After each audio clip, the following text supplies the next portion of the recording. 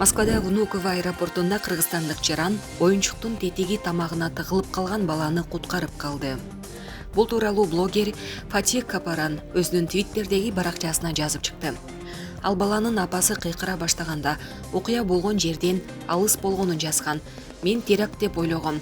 Ошол жерге кыргызстандык жигит чуркап барып, геймлифтин маневрун жасап, баланы сактап калган. Ал болбогондо бала өлүп калмак дейт блогер. Ал кошумчалагандай, баланы сактап калган адам дароо кетип калгандыктан аны сүрөткө тарта албай калган. Ал кетип баратканда мен баары жакшыбы деп сурадым. Ал ооба деп жооп берди деп жазган автор. Кийинчерээк окуя болгон жерге аэропорттун медициналык кызматкерлери келишкен. Жогорку кеңештин депутаты Дастанбек Жумабеков жана профессор Саврубек Жумабековдун атасы менен бир тууган агасы каза болду. Бул тууралуу жергиликтүү маалымат булактары билдирди. Маалым болгондой, Рахимбек Нурманбетов жүрөк оорудан улам каза болгон. Нурманбетов мурда мугалим болуп эмгектенген. Булак медиа центр кечи. Бүгүн Ысык көлдөгү Париж пансионатында өрт чыгып, мейманкана толугу менен өрттөнгөнүн өзгөчө кырдаалдар министрлиги билдирген. 24 KG агенттигинин маалыматына таянсак, аталган мейманкана саламаттыкты сактоо министри Алымкадыр Бейшеналиевдин уулун атандык. Уулум 3 бөлмө өрттөнгөнүн билдирди. Ал кыжалат болгон жок. Бул майда нерсе. Биз аны кайра оңдоп, мурдагыдай иштетебиз, деди Бейшеналиев. Мындан сырткары министр пансионаттын өрттөнүшү акыркы окуялардан болушу мүмкүн деген ою бар экенин кошумчалады. Орун басарларым таластыктар. Министр Бейшеналиев Талас элинен кечирим сурады. Эгер менден ката кетип калган болсо, Талас элинен кечирим сурайм. Бул тууралуу саламаттыкты сактоо министри Алымкадыр Бейшеналиев биринчи радиого маек куруп жатып билдирди. Учурда WhatsApp тиркемеси аркылуу мен тууралуу тарап жаткан маалыматтарды угуп, көрүп жатам. Мен травматология борборуна барганда Жумабековдун 5-6 баласы бар экен. Баары Таластан чыккандар. Мен ошол жерден, бул жерде таластыктар турасыңар. Мен силерди эч качан колдобойм деп айтып алгам. Бирок менин сөзүмдүн жарымын калтырып, жарымын чыгарып жиберишиптир. Мени таластыктарга каршы көрсөтүп жатышат. Эгер менден ката кетип калса, Талас эли кечирип коюңуздар. Мен башка жактан албай, ушул таластыктарды өзүмө орун басар кылгам. Мисалы өзүнчө бир министрликте эле Даражадагы дары-дармек департаментин Нурдин деген таластык бала жетектейт. Дагы бир ири тармак болгон милдеттүү медициналык камсыздандыруу фондунда Артур Жуманазаров деген таластык жакшы жигит иштейт. Кыргызстан боюнча дарылоо тармагын Нурида Жусупбекова тейлейт. Ал дагы Таластан болот. Таластан чыккан Айгүл Бообекова менин оң колум, жардамчым, эң эле чоң кадр маселесин карайт. Эгер шек келтирсем, дагы бир ирет кечирим сурайм, деди министр. Ал ошондой эле аймактык бөлүнүүгө каршы экенин кошумчалаган. Бүгүн 7 февралда Талас облусунун бир нече тургуну маалымат жыйын өткөрүп, саламаттыкты сактоо министри Алымкадыр Бейшеналиевдин отставкасын талап кылышты. Алардын айтымында министрдин таластыктар тууралуу айткан сөзү министр сүйлөй турган сөз эмес. Урматтуу президент Садыр Жапаров, сизден саламаттыкты сактоо министри Алымкадыр Бейшеналиевдин айткан сөздөрүнө чара көрүүнү талап кылабыз. Ал айткан таластыктарга карата айткан сөзү үчүн жооп берсин жана кызматынан бошотулсун, деди Талас облусунун тургундары. Кытай тарап Кыргызстанга коронавируска каршы кошумча 5 миллион доза вакцина жана 50 миллион юань, 666 миллион 560 миң сом өлчөмүндө коопсуздук тармагында кайтарымсыз жардам берүү чечимин кабыл алды. Бул тууралуу Пекин шаарында Кытайдын төрагасы Си Цзиньпин менен Кыргыз Республикасынын президенти Садыр Жапаровдун жолугушуусунда маалым болгондугун президенттин басма сөз кызматы билдирет. Маалыматта айтылгандай, Си Цзиньпин Кыргыз тарап менен түрдүү тармактарда кызматташууну кеңейтүүгө даяр экенин кошумчалаган.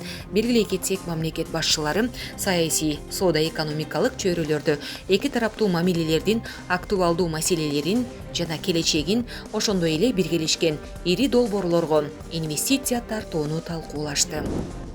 Президенттин Баткен облусундагы өкүлүнүн аппарат башчысы Алихан Ураимов блогер Батмакан Жолдобаева менен болгон окуя тууралуу Фейсбуктагы баракчасы аркылуу түшүндүрмө берди.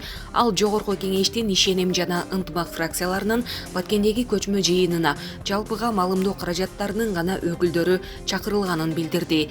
Буга байланыштуу Батмакан Айгүл Жолдубаева чогулушка киргизилбегенин, ага наразы болгон блогер кол көтөргөнүн айтат. Тасманын тартылбай калган бөлүгүндө мени бетке чаап, кийимдеримди тытмалап, бетимди тытууга аракет кылып, аброюма шек келтирген акарат сөздөрдү колдонгону коомчулукка жеткирилген жок, деди Ураимов. Кыргызстан өзү тоолуу өлкө болгондуктан тоо экосистемаларын сактап калуу бизге абдан керектүү жана эң маанилүү иш-чара да.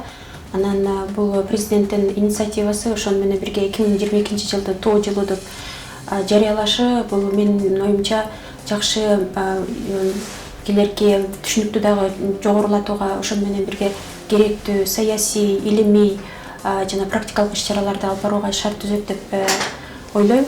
Анткени Кыргызстан ошо тоолуу өлкө катары өзү эле ошо Кыргызстандын аймагында эмес, ошону менен бирге Орто Азия деңгээлинде дагы бир топ мындай таасирин берет да.